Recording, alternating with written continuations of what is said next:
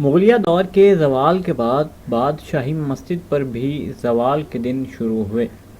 7 جولائی 1799 کو راجہ رنجیت سنگھ کی سکھ فوج نے لاہور پر قبضہ کر لیا۔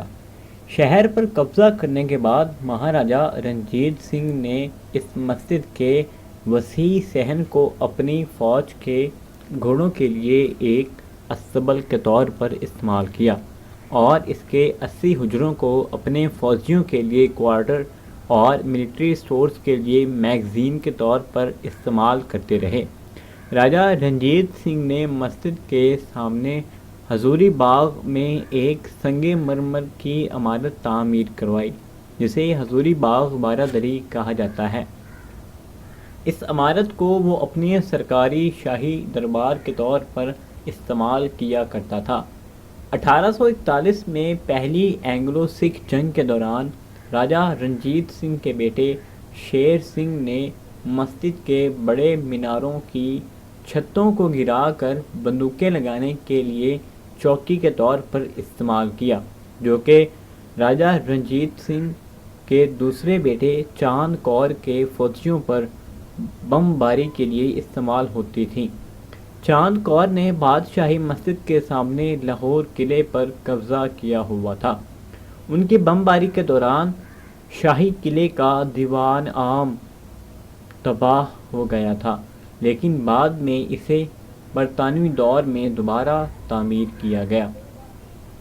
اسی دوران شیر سنگھ کی فوج میں کام کرنے والے فرانسیسی گھڑ سوار افسر ہینری ڈی لارچے نے ایک سرنگ کو عارضی طور پر گن پاؤڈر ذخیرہ کرنے کے لیے بھی استعمال کیا۔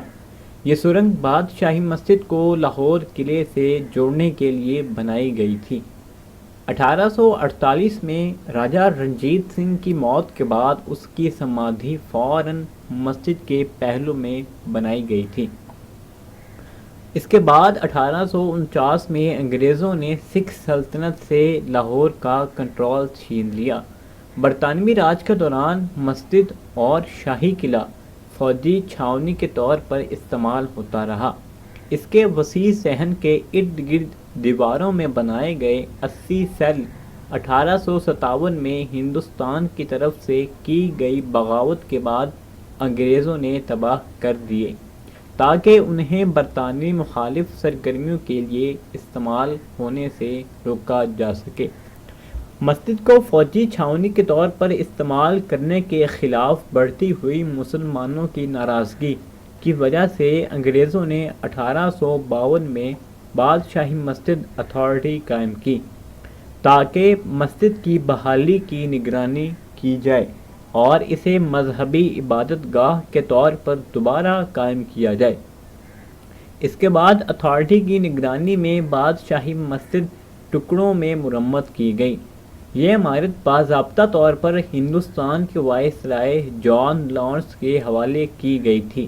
اس عمارت کو پھر مسجد کے طور پر دوبارہ قائم کیا گیا۔ اپریل 1919 میں امرتسر قتل عام کے بعد ایک اندازے کے مطابق 25,000 سے 35,000 لوگ مسجد کے صحن میں جمع ہوئے، جن میں سکھ، ہندو اور مسلمان بھی شامل تھے۔ اس کے بعد وسیع پیمانے پر بادشاہی مسجد کی مرمت کا کام 1939 کے بعد سے شروع ہوا، جب سکندر حیات خان نے اس مقصد کے لیے فنڈز اکٹھا کرنا شروع کیے۔ اس مسجد کی تعمیر معمار نواب عالم یار جنگ بہادر نے کی۔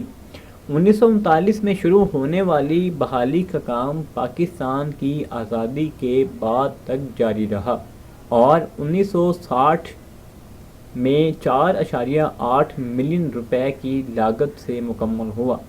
22 فروری 1974 کو لاہور میں منعقد کی گئی دوسری اسلامی سربراہی کانفرنس کے موقع پر مسلم ریاستوں کے 29 سربراہان نے بادشاہی مسجد میں نماز جمعہ ادا کی، جن میں پاکستان کے ذوالفقار علی بھٹو، سعودی عرب کے فیصل اور کویت سے تعلق رکھنے والے معمر قذافی اور یاسر عرفات بھی شامل تھے۔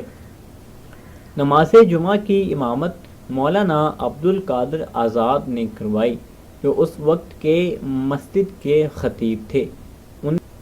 1993 میں بادشاہی مسجد کو یونیسکو کے عالمی ثقافتی ورثہ کے طور پر عارضی فہرست میں شامل کیا گیا۔ 2000 میں ہال میں سنگ مرمر کی مرمت کی گئی۔ اس کے بعد 2008 میں مسجد کے بڑے صحن میں سرخ ریت کے پتھروں کی ٹائلوں کو تبدیل کرنے کا کام شروع ہوا۔ مسجد کی تعمیر میں استعمال ہونے والے یہ سرخ ریت کے پتھر بھارتی ریاست راجستھان جے پور سے منگوائے گئے۔ یہ تھی بادشاہی مسجد کی تعمیر اور تاریخ۔